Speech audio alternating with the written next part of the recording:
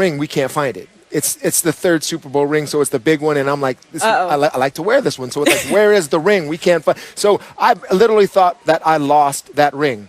So months go by, and it's like 6 or 7 months the next time summer comes around. Now, Sam, do you ever change purses with wardrobes or seasons? Yes, of course. Absolutely, I'm right? Sure Heidi does too. You got a summer purse, you got a winter purse, big Something thing. like that. Sure.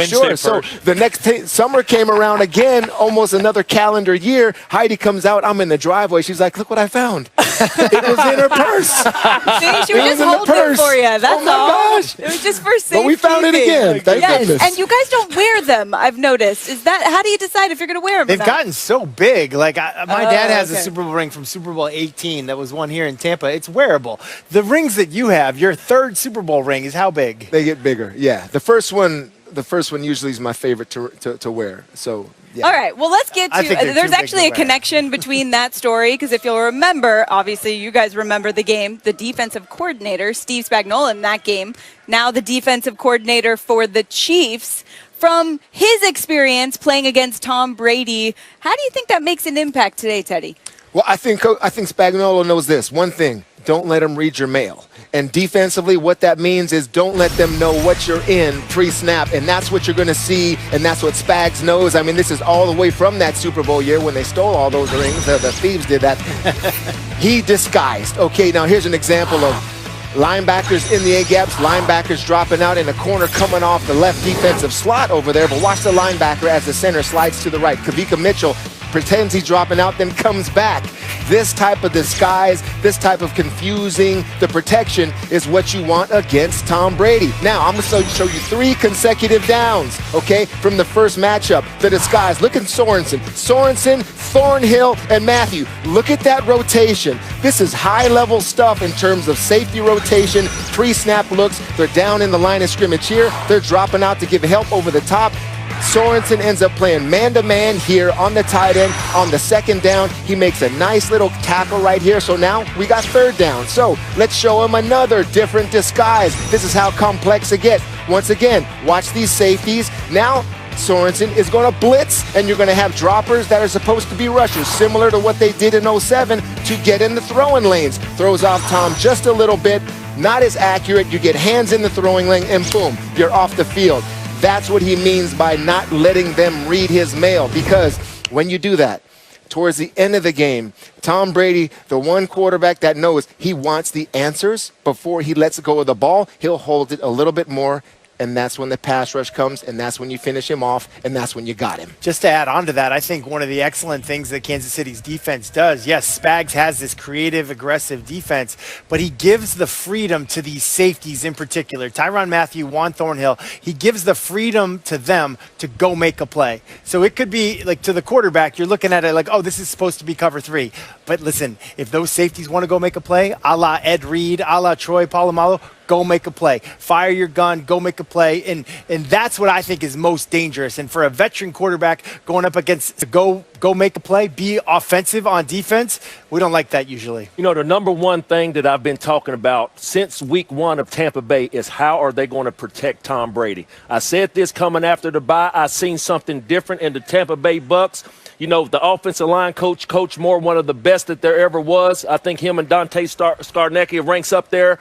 But when I look at Coach Spagnuolo being able to try to fluster Tom Brady in this offense, Brew, you put up a great tape, because I remember in 07 seeing that A pressure of Mitchell dropping out and then coming back in. This is where Tom Brady becomes a student of the game, Matt. Yes, it's been, almost 20-something years since then, but Tom Brady has not forgotten that. This year, this game, they're able to play, be able to understand what are they trying to do with the safeties. The second play you put up, great disguise, but they played two-man behind it. So I really think that Tom Brady, as great as he is, Coach Spagnuolo will have something for him tonight. But, hey, the student of the game that I keep talking about, he'll be ready for that matchup. Yeah, you know, it's funny, but this is like Spags has got the greatest job in America. He's the defensive coordinator for the Kansas City Chiefs. All he has to do is get 3 stops in the game, a turnover, whatever, and you're going to be a world champion again. Let's face it. But I love his creativity. And when you go back to the first time these teams met, Brew had a phenomenal tape that showed what the problem was. But that was when Brady was running somebody else's offense. And so now, look, I mean, I've got against this guy a million times. He was in complete control. Including embarrassing me with a Rex Ryan audible. I hope it's a touchdown when he yelled Joe Madden. That's a 2-yard game. Don't surprise. That looks like a Rex Ryan play. But this is it. But look at earlier in the year. This week 1. He's looking down at the wristband. He's going to break the huddle. Never a good sign. And let me see. I'm looking down again at the wristband. He had no idea. But ever since that Week 12 matchup, and I mean the last time these teams met, traded in the coming days. And the truth of the matter is, this really heated up right after the Detroit Lions traded Matthew Stafford to the Los Angeles Rams. The Bears had been calling on Stafford. The Lions preferred not to deal him in division unless they got a huge package of compensation. The Bears then began calling the Lions. The Colts had been in contact with the Eagles. A lot of talk around Carson Wentz, and it's now at the point where the feeling is he will be traded. It certainly sounds like he doesn't want to be there in Philadelphia anymore. The Eagles are trying to get back the maximum amount they can get back before they hand off their starting job to Jalen Hurts, but the wheels are in motion, the carousel is spinning, and Carson Wentz looks like he is ready to be the next quarterback, Mort, that is traded. Yeah, and there seems to be a little bit of a surprise, some shock that Carson Wentz is going to be traded. Even after Doug Peterson, their Super Bowl winning coach, was fired on January 11th. Everybody thought, well, that settled it because everybody knew there was a fractured relationship there, a lack of trust. Well, as Jeffrey Lurie, the owner of the Eagles, told people, I think we referred to it earlier in the season, the firing of Doug Peterson was not related to Carson Wentz. It went beyond that. They've hired Nick Sirianni to replace him. And Sirianni and his staff had a meeting this past week, and I had a source tell me that they actually expressed some hope that Wentz would remain there. But Wentz is ready to move on. The Eagles are willing to move on, even if it's reluctantly by some of them. They felt that Wentz's fundamentals broke down behind a decimated offensive line. They saw 2019 when he threw 27 touchdown passes and 7 interceptions. But he got hit in the helmet, you remember, in that playoff game against the Seahawks. That was by Jadeveon Clowney. And that's what really provoked the Eagles to take Jalen Hurts in the second round of the draft, which I think, because of lack of communication, created a mistrust between Wentz and others besides Doug Peterson in that organization. And Sam, I think that's why this is going down, we think, sometime in the next week or so. Yeah, that's interesting stuff, Mort. You also have to wonder how much they were watching that Matthew Stafford thing, saw how much the Lions got, and thought maybe this might be another option. Look, this has been a roller coaster for Carson Wentz, not just this season. He's dealt with injury. We're talking about this guy as an MVP potentially a couple years ago. Rex, do you think this is the right decision for the Eagles? No, I don't, Sam. I mean, you just talked about it there. 3 years ago, this guy would have won the MVP had he stayed healthy.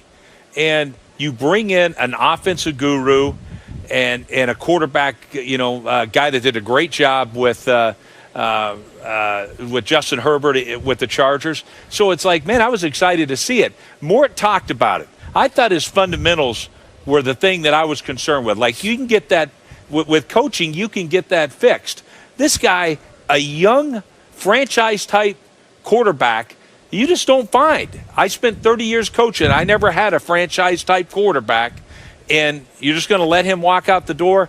And I get it. Yes, he struggled mightily last year, but I thought it was more fundamentals and a poor offensive line, as Moore talked about, than it was anything else. And now isn't this coaching selection and Sirianni supposed to be for Carson? That's the head scratcher about it. Like, we're bringing it. Go ahead. You go and hire Nick Sirianni. It's basically like you're hiring Frank Reich Jr. Right. Carson Wentz's favorite coach of all time is probably Frank Reich. So you go hire Sirianni. It's basically the closest thing you can get to what he wants. So you're thinking you're repairing the relationship. Otherwise, why wouldn't you keep your Super Bowl winning head coach in Doug Peterson? I get it. There's other issues. I think the only thing that really makes sense to me is what you just said, Sam, about, hey, wait a sec.